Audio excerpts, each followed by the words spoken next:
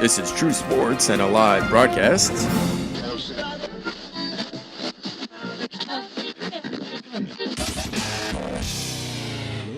Week 6. Getting it underway. Yeah, 6. That's right. I had a brain fart. Sorry. I thought it was 7. But yeah, week 6. Here we go. Awesome. So we were wrong again. Never that. Never.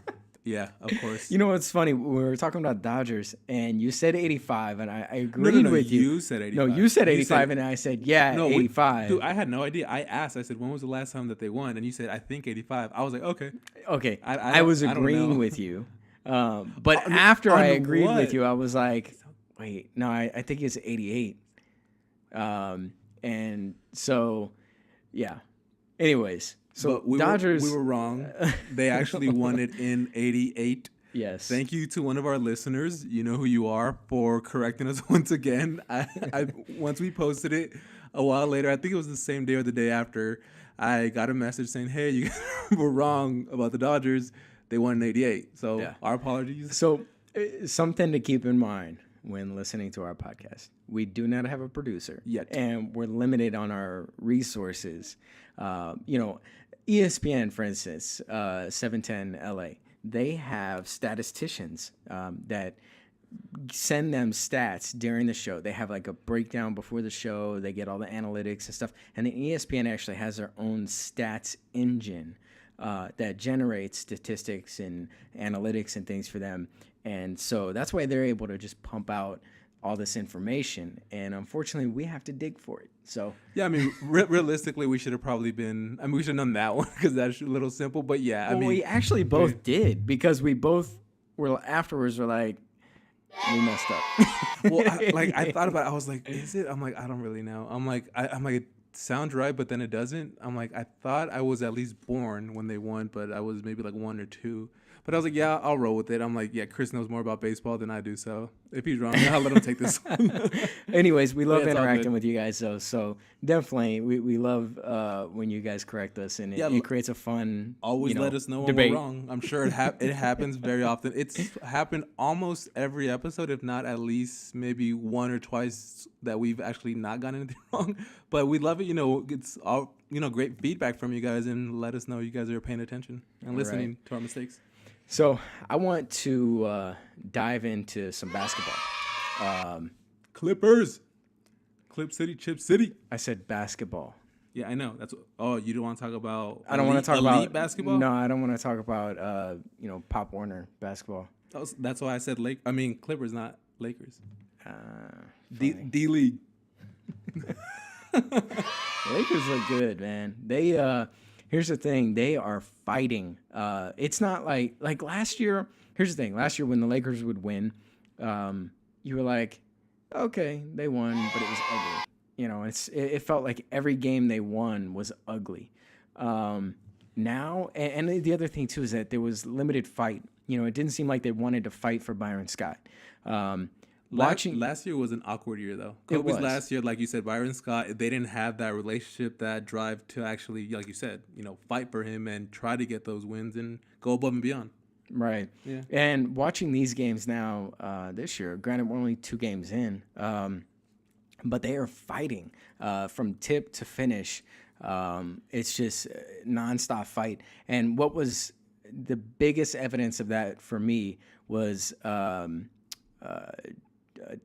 D'Angelo Russell and Nick Young both diving on the floor towards the end of the fourth quarter in game 1 for a loose ball. That said it all to me, that this team is going to fight for their coach. They're going to fight for each other, throughout the entire game. And they're going to be a lot of fun to watch, which is what I've been preaching since we started this podcast, is that this team will be fun. Yes, the losses are going to come. It's going to happen. But this team's going to be fun. So. And I think they're going to surprise a lot of people. So last week we talked about the playoff picture. Hey, I actually had one question to you. So I was just going through the Lakers record the last couple of years, because I needed a good laugh. So last year their record was 17-65. Year before that, worst in history. Yeah, I actually was looking at that and I saw that. Year prior to that was 21-61, and then 2013 and 14 was 27-55. So those are the last 3 years they've gone under 30 wins. What is your prediction, not on what will happen, but in order for it to be considered a successful year, considering the fact that it's a young team, you don't expect them to go to playoffs, you want them more to develop and learn from their mistakes. So what would you consider successful for them? I'm with Luke on this, that I don't feel we can base their success this year on wins and losses. Obviously, if they take a step backwards and they only had 10 wins all year, then yes, we're going to look back and say, wow, what happened, right? Ultimately, your success in sports is based off wins and losses. Mm-hmm. But for me, success with this team is going to be, at the end of the season, I'm going to ask myself a couple questions. And my first question is going to be, is D'Angelo Russell now the leader of the team? And is he better than he was last year or at the beginning of the season? And the second is going to be, if Brandon Ingram is starting, the question will be, did he develop? Do we see a consistent a player in Ingram, somebody who we know without a doubt is going to start next season? And then third question is going to be, did Julius Randle find his role within this team? Because right now I feel like he's an animal and we know it. We know he's a beast. We know he's going to average double-doubles. But it seems like we don't really know what his role with the team is. How does he fit in, and what is it going to look like going forward? So if those questions are answered at the end of the season, and they're all positives, then I'm going to say it was it was a successful season. And the biggest thing too after that is, how do they continue to fight all year? When the losses start coming in, do they stay together? Do they fight? And at the end of the season, do we know without a doubt who our starting five are going to be going into next season? Because all these players are still going to be with the team next season. It's not going to be like the last 3 years where every offseason it's a complete overhaul of players on one-year contracts. They already picked up the options for Randall and Russell. So those guys are locked in. Ingram's locked in for 4 years. Dang, Ingram and Mozgov. got no calves. Sorry, we're watching some clips of him. He got no calves. He skips leg day every day. Yeah, he's skinny. Dang. His knees are so small. His knees are like my elbows. Damn. So being that this team that we see now is the team that we're going to have next year, maybe minus, a Calderon or a Huertas, and maybe they pick up a person in the offseason. This is mostly the team that's going to be here next year. So I want to see at the end of the year that we have our starting five already locked in for next year, and that it's a positive. It's something that we can be excited about. If that all happens, then I say yes, this season's a success, and I would love to see them over 30 wins. I think it's realistic. I think this team could get to 35 to 38 wins.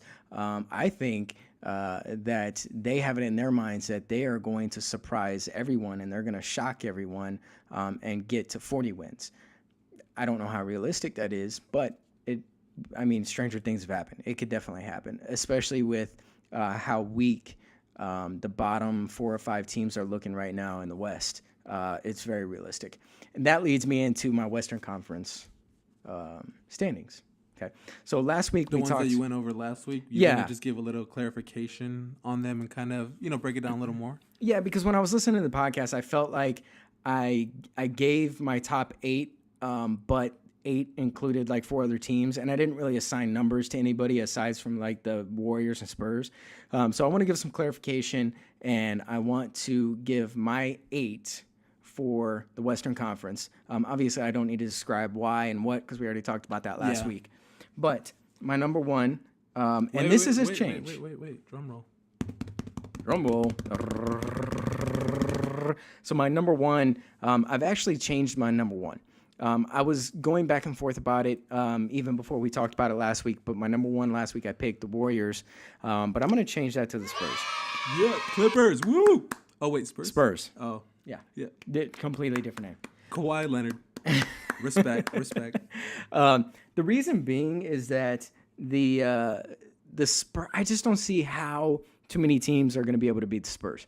They actually got better this year. They did. I mean, without Tim Duncan, surprisingly, I mean Paul Gasol, and then they upgraded on a few positions. I forgot. I mean, I'm so sorry. I'm not better prepared for this. well, one, yeah. I mean, we don't want to spend too much time on the Western very Conference, true. anyways. But nonetheless, the Spurs adding Pau Gasol was massive. I really wanted him to come back home to LA. I hoped that was going to happen. There was a chance it was going to happen. He was talking to the Lakers. You want him to come to the Clippers?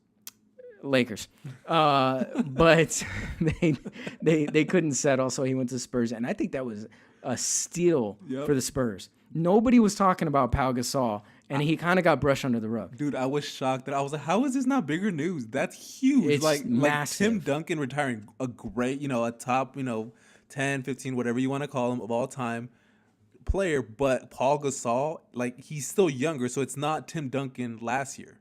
It's not like it's a way better player now, and in this time. Right. I mean, you take a step back defensively in the paint because Tim Duncan was the anchor of that team defensively. That presence. But I mean, you got somebody who's gonna give you double doubles. He's gonna get those points, those rebounds. He's been killing it with blocks the last couple seasons. Anyways, Pau Gasol huge for the Spurs. Yeah. And you can't go wrong with Pop. So I believe the Spurs are going to be number one. That dude's hilarious. He is. His interviews are so Number two is going to be the Warriors. Here's the thing. The Warriors could even slip lower than that. I think they're going to figure it out quicker than maybe some people want to give them credit for. But we have to understand that there's going to be a learning curve for this team. They're not going to win 73 games this year. I called it. That it would take a little longer. That it wasn't going to be instant. Yeah, but right. I mean, they're still going to be a playoff team. They're still going to be dangerous. They're still a great postseason team. But regular season, what if they're not? I know, like talent wise, but let's say hypothetically, like Curry gets hurt, KD. Obviously, I'm not wishing for that to happen. But what if surprisingly you're just like crap? Like the team that everyone predicted to even win the championship. They ain't even in it anymore. Yeah, I mean, anything can happen. Exactly. Durant's been injury prone lately, so I mean, anything could happen. And I don't think adding again. I mean, I've already talked about this about how they got a bunch of the guys that do the same thing. So Warriors at number 2. Blazers at number 3. I talked about that a lot last week, but Blazers Lillard is an animal, dude. He's really stepping into his own. It's sad that he doesn't get more of a spotlight. But Blazers at 3. Dude, and he could rap. Have you heard him rap? He's actually a really good rapper. Yeah. Yeah. He's got flows for sure. It's mindfulness rap too. Yeah. It's not like a bunch of garbage. It's not no mumble rap. Yeah. Panda.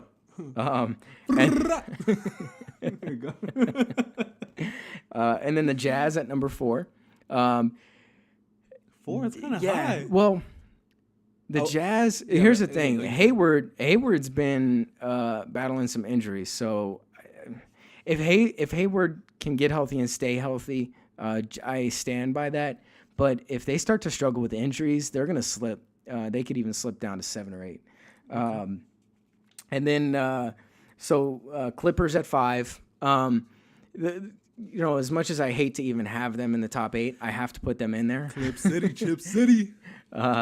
Because go Chuck the Condor. They are Toucan. They are a really good regular season team. Yep.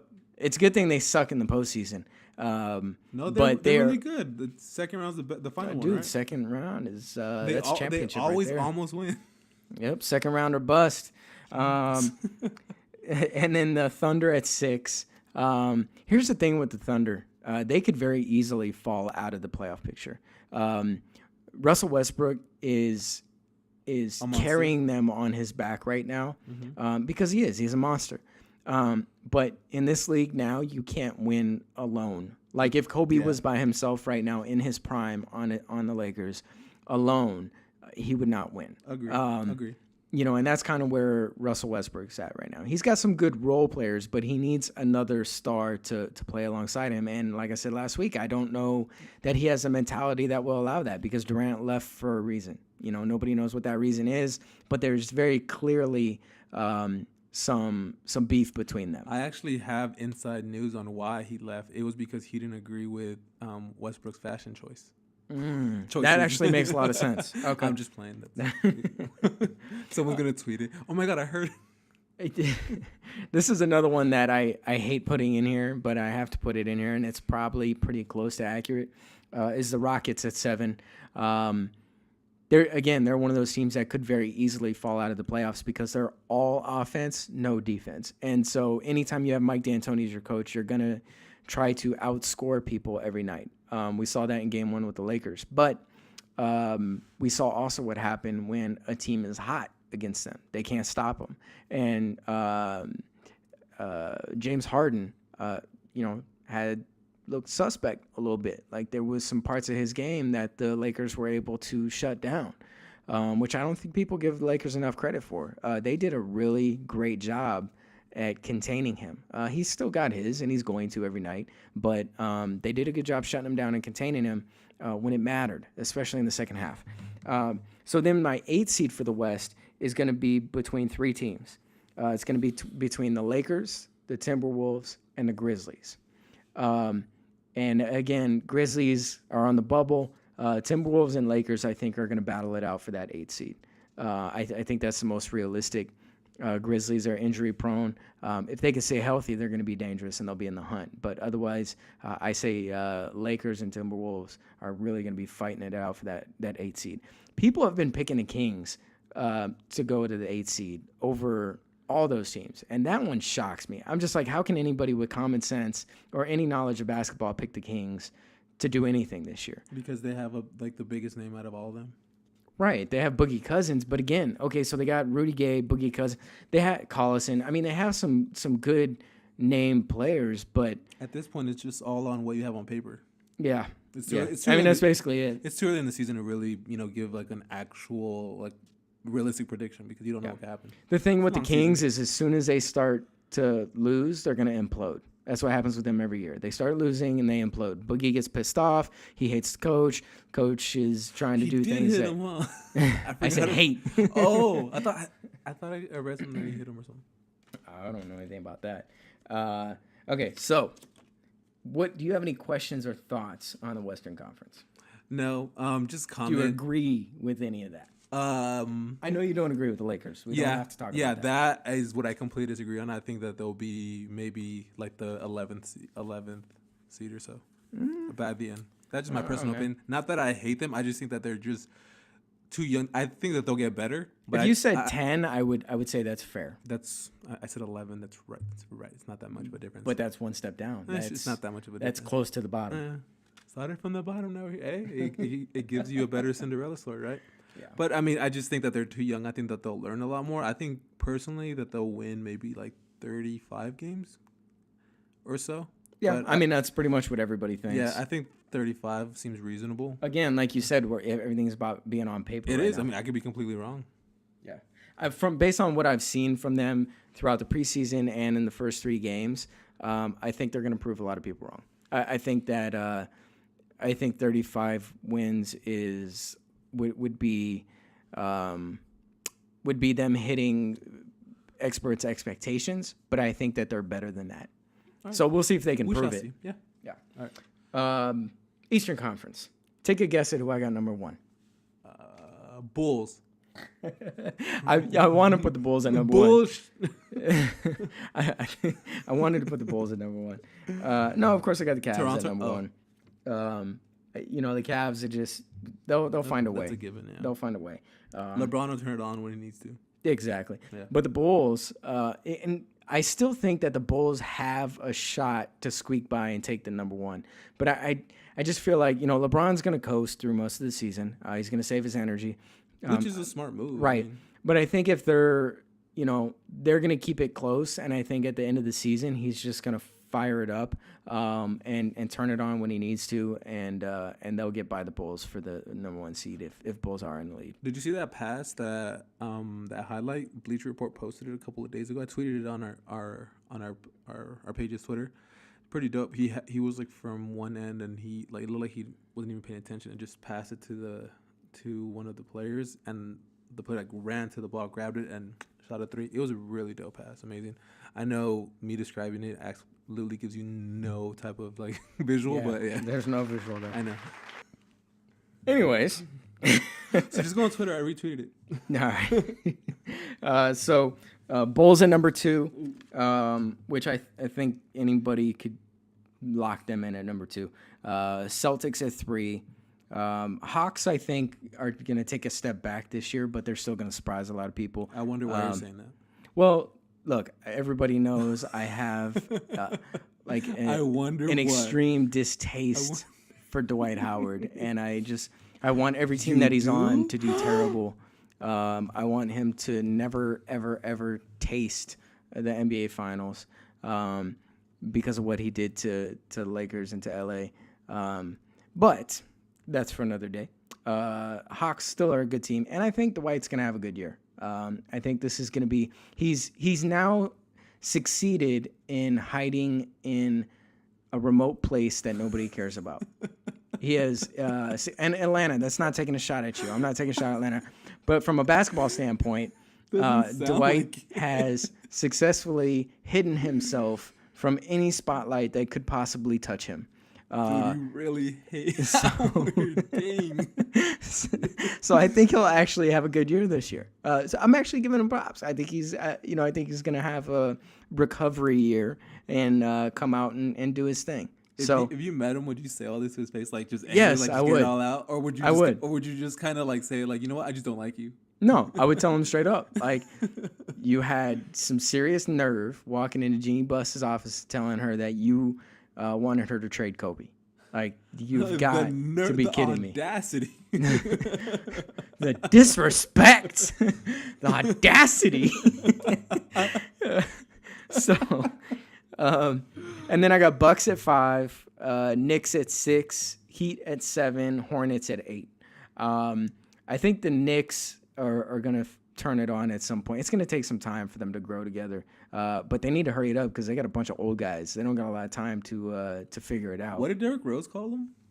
Super team, right? Oh, yeah. He's like, we got super team. Like, bro, none of you guys have been super in maybe 4 years. Like 4 or 5 years ago, definitely. I'd be like, damn, that's an easy championship contender, like finals contender, but not now. Nah. You guys are all in recovery mode. Exactly. Like, learning how to walk again. Maybe convalescence home. Maybe D-League super team. The YMCA super team. Heat are still going to be in the mix. You know, the East is just not deep enough at all. And then the Hornets have a good fiery team. A lot of people pick the Hornets to be a little higher, but I don't think that they can sustain. It's going to take a lot for them to sustain it. So, anyways, those are my picks. Yay! Anything any takes? Takes on your picks? Not really. I mean, they're pretty good. I mean, they're pretty. The only thing I would do is maybe a few of them just kind of swap out a few of them. But other than that, you think you got the right 8 in there. The only one that I would really disagree with, I mean, we already covered that, the Lakers one. Other than that, no, I think it's pretty reasonable. I mean, like we said, it's all speculation at this point, so we can't really confirm anything. We will have a better idea as the season progresses, especially like halfway. How bad the Clippers are? No. How amazing the Clippers will be. I didn't mean to interject. How this is going to be their year. I thought I was reading your mind on where you were going with that, and I thought. No, you were thinking Clippers, but I was saying Lakers are going to be bad. Oh, yeah. Oh. But no, yeah. I mean, you'll see how the Clippers are going to take the whole thing this year. This is their year. Did they move up to Seattle yet? No, they actually are going to be the number 1, team in Staples Center. Huh. No, you know what's funny? No disrespect, Kings. Timofey Mozgov's wife was at Game 1, and she said he was talking in an interview, and he said that after the game they were talking as they were leaving, and she said it was the energy in the arena was unbelievable. She said it felt like the finals when he was in the finals with the Cavs. And he said, yeah, that's just Laker fan loyalty. The arena to be sold out and, everybody talking all this crap, for them to be sold out and to have finals-like atmosphere without Kobe there, it just shows, the Laker blood runs deep. It shows how far that they've fallen, that they treat a game. Clippers tickets are still available. So if you want to go to an NBA game. I believe I was given a point. They're treating winning one game as if they've won the finals. You guys went. Not at all. No, you guys have went from being three-peats or going back to back.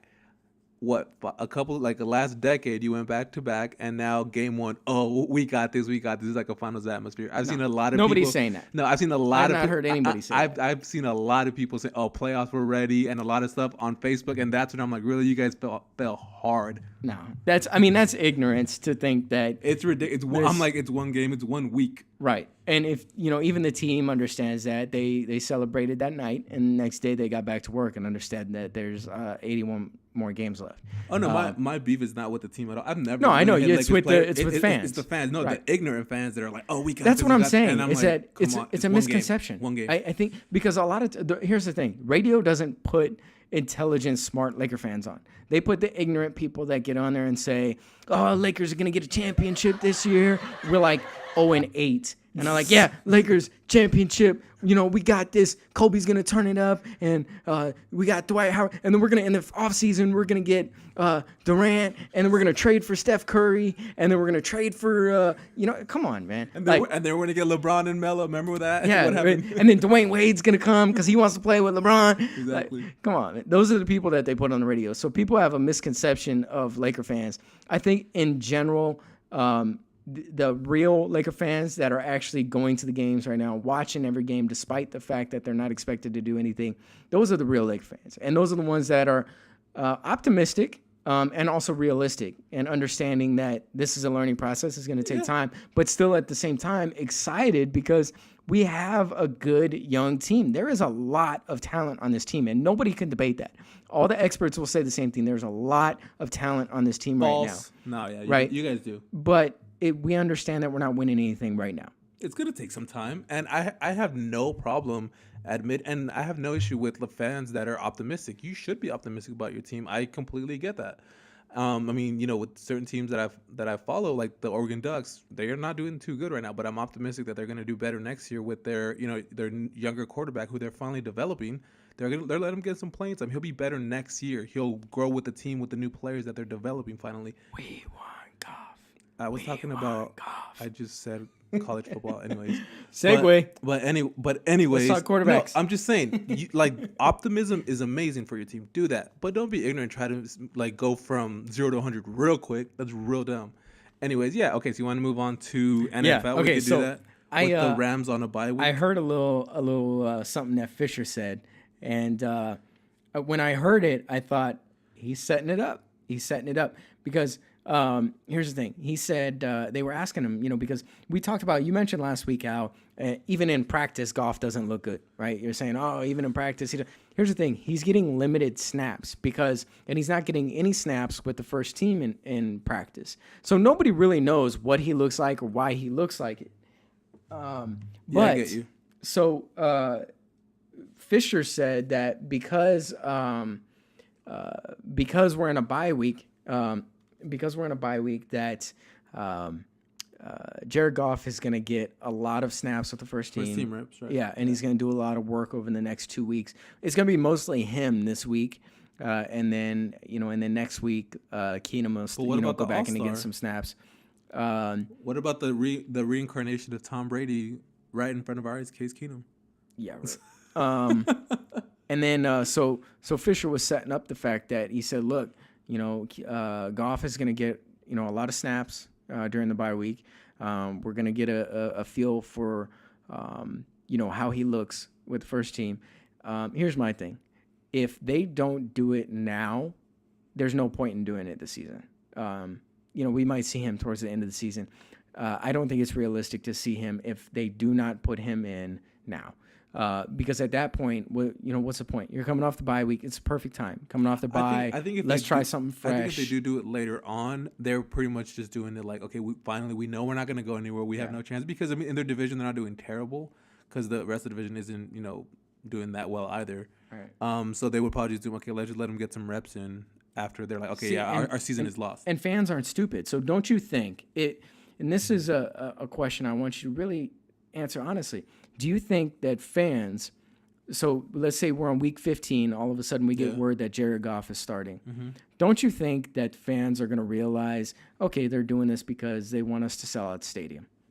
I don't think so. I don't think Goff will sell out a stadium because it's been so long. I think that like the way they'll look at it will be, okay, like let's let the fans see what we have, and even if he's not that great, they'll know, okay, he'll be better next year. He's getting some reps, he's getting some playing time. So we can rely on him, later on. Or if he does good, they're like, yeah, this is what we have to look forward to. This is our future. But I disagree with that. I just personally don't think he'll sell it. I don't think they'll do it to sell out tickets because I think realistically, it's a business. Well, yeah, and there's so much hype around him right now. People will go to games no matter what, just because it's been so long since there's been a team here. So I think realistically, their games are probably going to sell out anyways, without Goff. I don't think he's that big of a name. If they don't put him in right now, I feel like it would be a sales ploy at that point. Maybe. But, I mean, I called it. I said the earliest I would ever see him coming in would be second half of the season. After this, technically, it'll about be second half of the season because we're in week 8 and there's, 17 weeks? Yeah, I mean, we'll see if we even see him. No, I'm saying if he does, I'm like, cool. I still said earliest possible, second half of the season, but I still think that they would probably do it next year. So what's your biggest surprise right now? If you looked at the standings, what's your biggest surprise? Just pick one team that stands out to you that you would say not only is your biggest surprise, but maybe why is it so surprising to you? Honestly, one that I was going to talk about is going to be the Tennessee Titans. Their running game is really good. They have their young quarterback Mariota, who's been killing it. A lot of experts were trying to say that Winston was going to be better than him. They've kind of been very close. There's a few weeks where Mariota has better games than Winston. They've always had that rivalry that other people made. They seem like they're kind of cool with each other, but they have a good, solid franchise quarterback building around them. They run the running game first. They have DeMarco Murray, then they have the rookie. Derrick Henry. So they got 2 Heisman winners back to back in the draft who are both the running backs are doing awesome, and their receivers are actually catching. They seem like they're excited about playing with this quarterback. After the game on Thursday night, Mariota and Murray came out and they were talking, to the analysts out there, and there was a group of fans who stayed there. It was in Tennessee, obviously. And they were just out there. They were like in the stands, and they were just like Mariota, like they were just screaming at him. It's his birthday, I think today, and they bought him like a little cupcake, and the fans were all singing happy birthday to him. There's just a lot of excitement about this young kid. Second year, he's improved. He still has some some things to learn and all that, which is it's a given second year quarterback, but he doesn't have like a great wide receiver. If he did, they would elevate to another level. I liked him most coming out of the draft anyways. Oh, so did I. I had him above Winston. Yeah. Oh, no, so did I. And not just because he's a Duck and he had won the Heisman before. Like, I just think he's a great person also, but he's a great player. He's poised.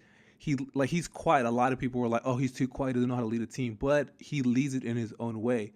People follow him by example, the way he carries himself, the way when he goes on that field, he's not going to just, let his emotions get the best of him if he's not winning. He's going to, try to take control and be like, you know what, we got this. We're all right. Let's run our game plan. Let's not give in because we're losing. He keeps his head level, which I think that the Titans have a great future as long as they build around the quarterback. Their defense is surprisingly getting better. They're not that bad.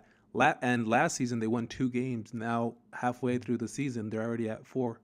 So right. I think it's an improvement. So that kind of surprised me that they improved that much, and their running game got that much better right away. The thing I like about the Titans vibe, they have like that small town feel. Yeah, like definitely.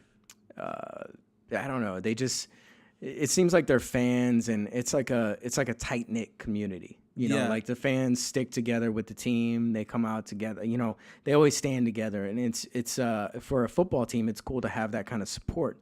You know, it's funny to talk about too, because we're sitting here watching my Chargers, who are finally on TV.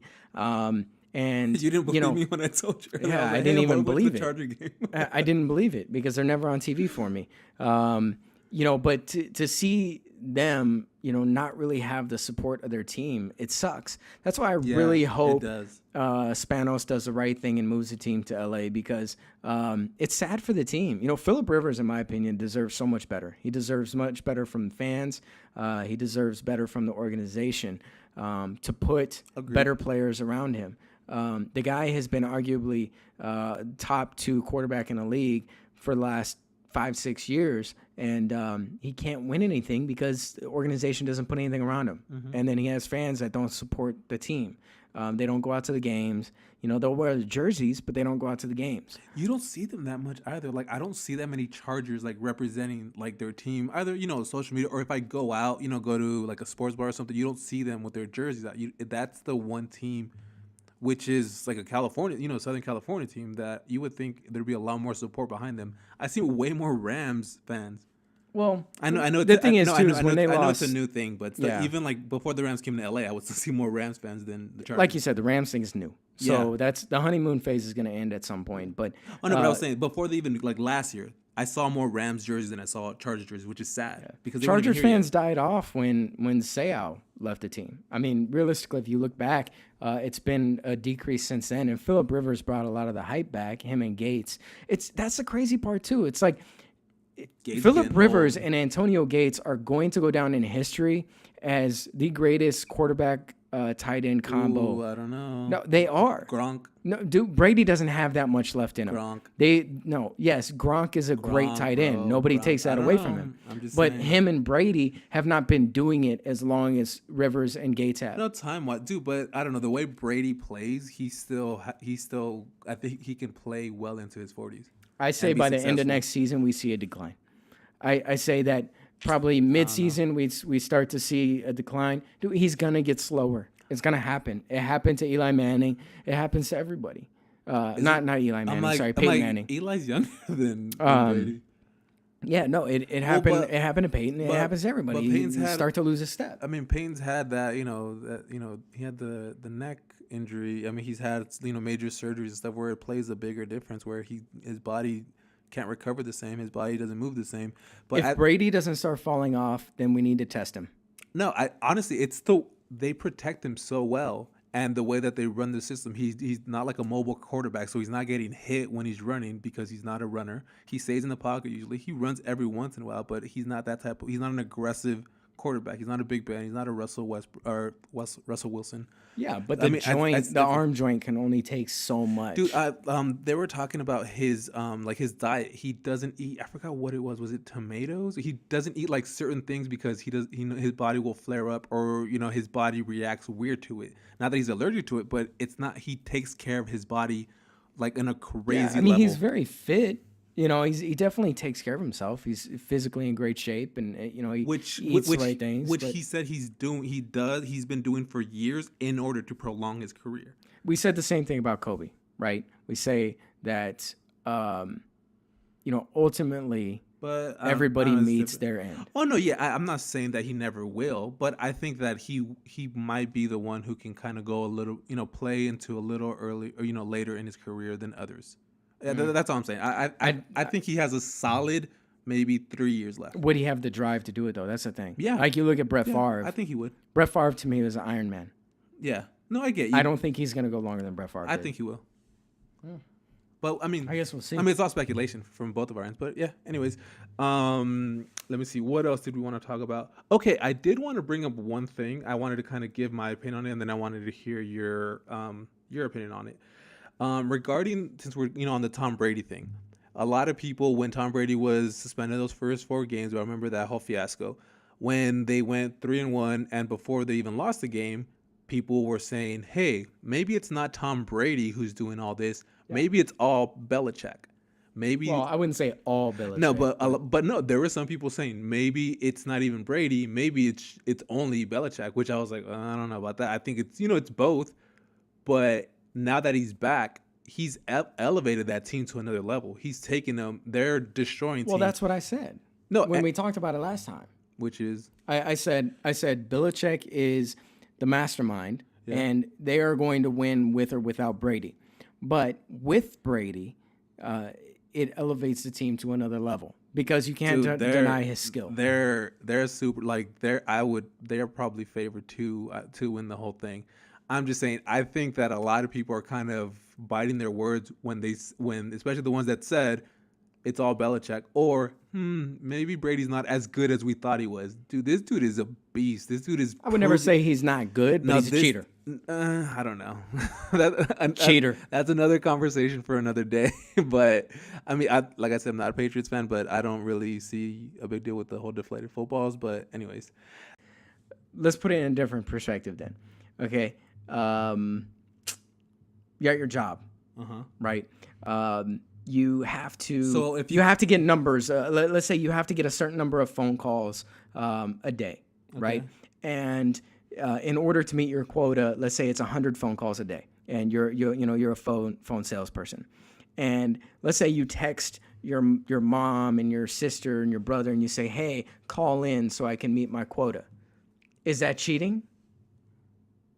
You're cheating the system, right? Yeah, I guess. Okay, so I don't know. The way I kind of look at it would be, it's like if you call out and say you're sick, but you're not really sick, and then you go to Disneyland.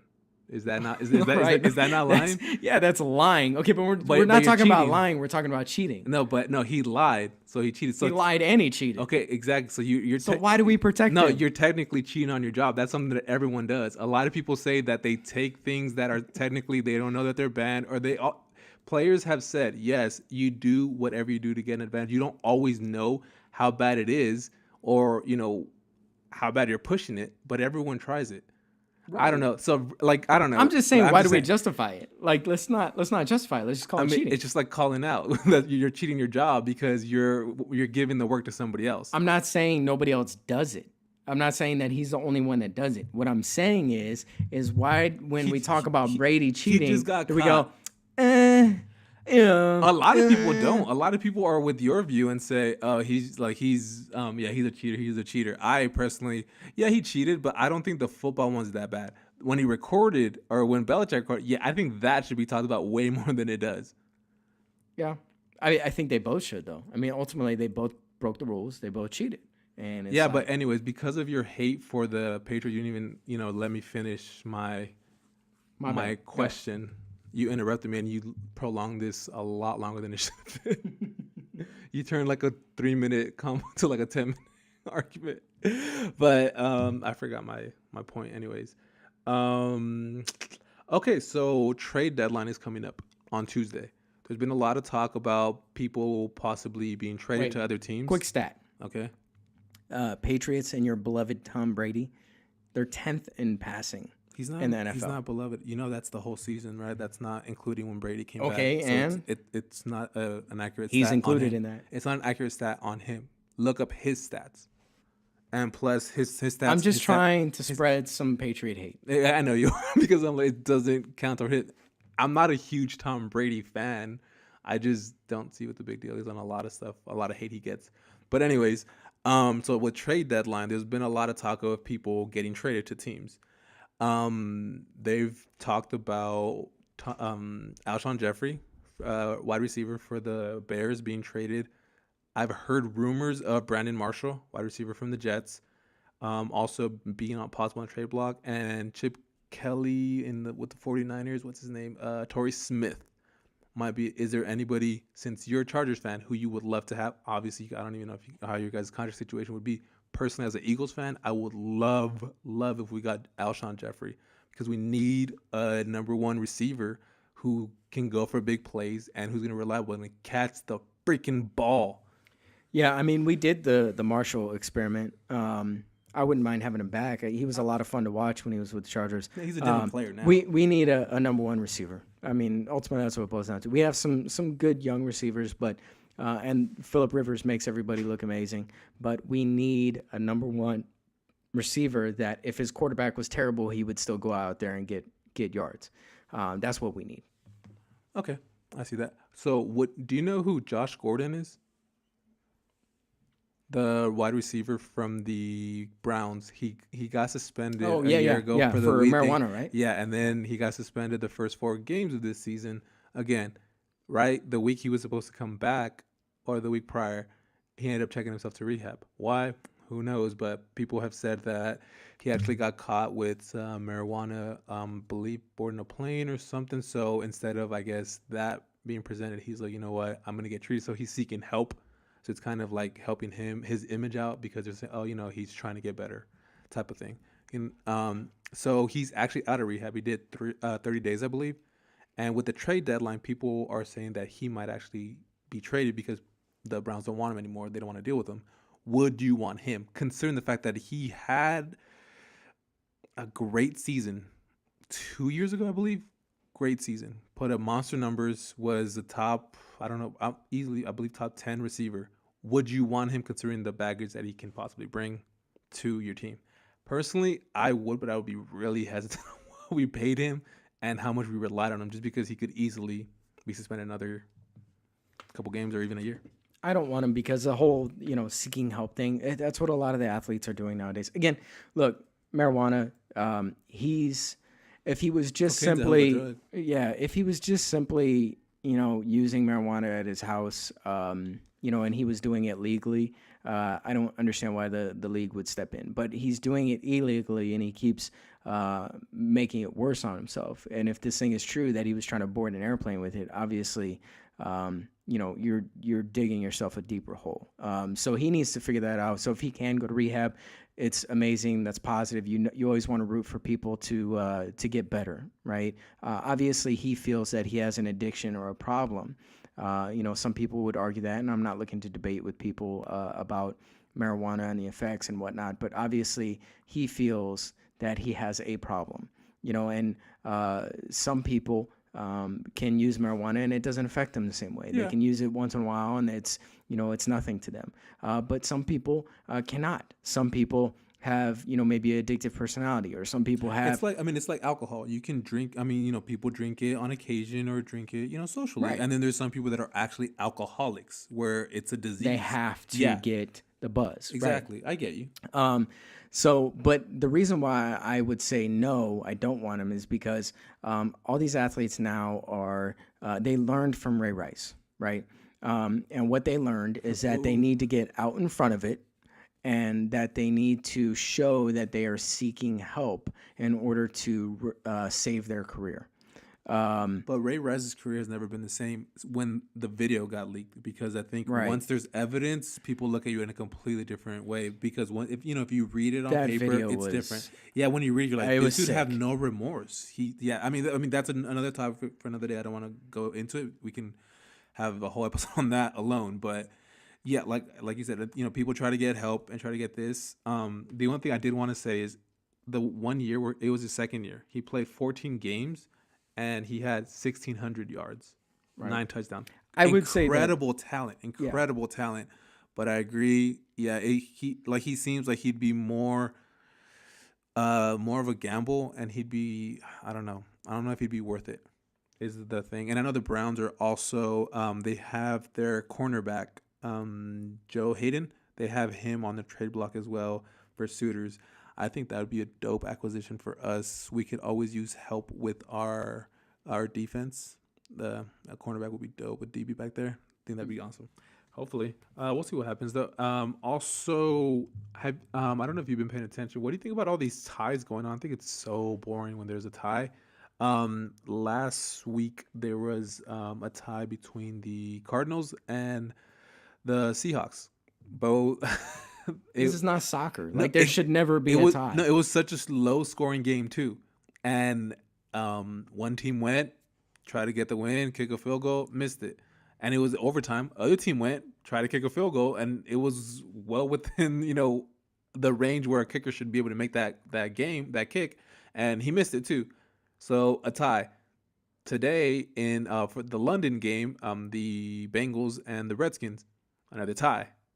they weren't able to make it. And then earlier today, this is Sunday that we're recording, by the way. I was watching the Raiders and Tampa Bay game. It wasn't a tie. I mean, the Raiders ended up winning at the end, but it was just like miss after miss after miss. Janikowski, who's a great kicker, that's like somebody who's been like consistent with the Raiders even when they weren't doing so good. He missed, I want to say, 2 field goals that could have won the game today. At the end of the fourth quarter, he had the kick, and it was a 50-yard kick, which, I mean, he has a strong leg, so he can make that usually easily, and he missed it. They go to overtime, they get the ball, they get him within field goal range, he misses it again. So like it's just like that one, it wasn't as bad, like, as the tie, but that one I was just like, dude, come on, like, this is your job. I know, it's still pressure, and you get nervous in the moment, but I mean, this is what you do, Janikowski. Like, you're a reliable kicker. That's what you're always known for. But yeah, the tie thing, it just sucks, especially with the low scoring game last week, even though the one in London, it was like 27, I believe. But still, I think there should always be like someone to win.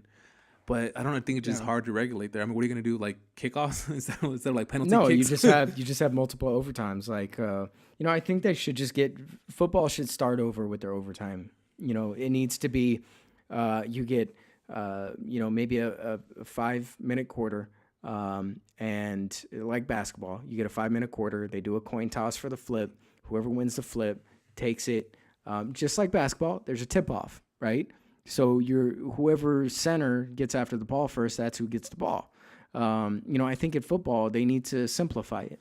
You do a coin flip, you have an extra quarter, you do a coin flip, and if you don't get the ball, then you need to stop them. You have to rely on your defense. It's all this like, oh, it's got to be fair. They have to have a fair opportunity. How is that not a fair opportunity? There's some teams in the league that have amazing defense and terrible offense, and vice versa. There's a very good chance that your defense could end up coming up with a pick and score. Is that not fair for the other team? I think the NFL needs to stop with all the bull crap and really. And these participation trophies. Yeah. And just, redo how they think about, overtime. Yeah, I agree. I don't know, the overtime thing. I mean, just especially with like low scoring games. I get their defense is doing so good. It was a really good game defensively, but I mean the offense just kind of looked sloppy throughout the game too. So yeah, do you think the Chargers are going to win right now? You think they'll come back? I don't know. I mean, they're down 24-13. But here's the thing. I just need them to stop the Broncos because the guy that I'm playing in fantasy right now, I was supposed to kill him today because What was the prediction I woke up earlier? Well, the original prediction was that he was going to win by like 6 or 7, and it was going to be like 135 to 120 something, right? It's still close, yeah. Well, I woke up and I woke up to Cousins and Reed balling out of their minds. So Cousins ended with 49 points for me, and Reed ended with 22. Also, running back that I picked up on the wire yesterday from Detroit, Riddick, he was balling out of his mind too. He had 25. So right now I have the Broncos kicker, McManus. I had to put him in because my kicker had a bye week. I have Tucker, who's been amazing for me all season. Yeah, he's been solid. I just don't like McManus because I had him last year, and he let me down in so many games. Like, I lost games by like a point or so because of him. Yeah. So here's the point. Here's the problem. He has Emmanuel Sanders and Booker, wide receiver for the Broncos and running back for the Broncos. Isn't Booker out though? No, he's still scoring. Okay, so he must be in. Or earlier in the game, like in the first quarter, they were saying that he was out and he was questionable because I don't know if it was his shoulder. I don't know. Maybe he came back then. Well, hopefully he is out because right now I'm winning. Right now I'm winning by 6 points. So if the Chargers can shut down Sanders and Booker, then I can still win this week. So I need them to right now freeze it where it's at. Stop Sanders, stop Booker, and hopefully I can win this week. Otherwise, I'm screwed. Dude, my team has not been doing good either in one of my leagues. I was predicted to win 117 to 110, and now my score is so low. I'm at 86 points, and I just have a wide receiver that plays on Monday. I have Cameron Meredith. The guy I'm playing has Trevor Siemian from the Broncos. He has Emmanuel Sanders. So I just hope they don't do anything. But yeah, I tried to make a trade for Odell. I offered Jarvis Landry and Jordan Howard from Chicago, and the guy was like, "All right, that's fine. Like, seems legit." So he accepted, and then the people in my league vetoed it. So it had to be at least 4 people in the 12-team league to veto it in order for it to get canceled, and it got canceled. Then I offered him, okay, you know what, Lamar Miller, that's a top running back. That seems like a good trade. Who Lamar Miller, who's produced more points this season already than Odell. And they're like, okay, accept it. And then I get an email today that it got vetoed because everyone's mad that I'm in first place in that league. But anyways, Dude, if you wouldn't have traded this guy, Emmanuel Sanders, I wouldn't even be having this problem right now. but I got Freeman, Devontae Freeman. running back that I was trying to get for him for a week. I was trying to trade for Freeman. I offered him 3 players and he wouldn't trade. And then all of a sudden he gives it to you. Yes, pick, baby. Interception. Take it to off the of Sanders house. too. Take it to the house. All right, the Chargers might come back and win this one. Heck yeah, because that actually brings a point, I believe, a point down on Trevor Siemian because he threw an interception. So good for me. Bam. Anyways, I mean, the only negative in that is Broncos get the ball back now, so they still have a chance to make some noise with Sanders and Booker. But you guys scored 7 points, so that puts you guys in a much better position. You guys were down, 11, and now you're going to only be down about 4? Yep. If you guys go for 2, you guys could be down by 3. The Chargers defense plays really good in crunch time, so hopefully they can lock them up right now. Yeah, surprisingly, your guys' defense has been holding up throughout the year, and you haven't been that bad. It's just that you guys make terrible mistakes sometimes, and you guys get injuries to great players. Like you guys had Danny Woodhead, and then you guys had Keenan Allen. Dude, that sucks. You guys had a really good talent, but it's just staying healthy is the biggest thing. So yeah, I mean that's gonna probably wrap it up for us today. On this week on our week 6 podcast, we love the feedback that we're getting and people hitting us up and correcting us. So please feel free to let us know if we made a mistake today. I'm sure we made probably 1 or 2. But yeah, we appreciate all the support. Follow us on Facebook, Twitter, SoundCloud as well. It's all under the address /Unhinged Sports Talk, and you could message us on there and do whatever. Yep. Appreciate the love, guys. Keep it coming, and we love interacting with you guys. Seriously, we love getting corrected. It's fun. it's funny. I think it's maybe we'll find our producer that way. Yeah, I know. If you guys know anybody, let us know. We're looking for a producer to help us out. All right, guys. Have a great week, everyone. Yeah, go Clippers. Clip City, Chip City.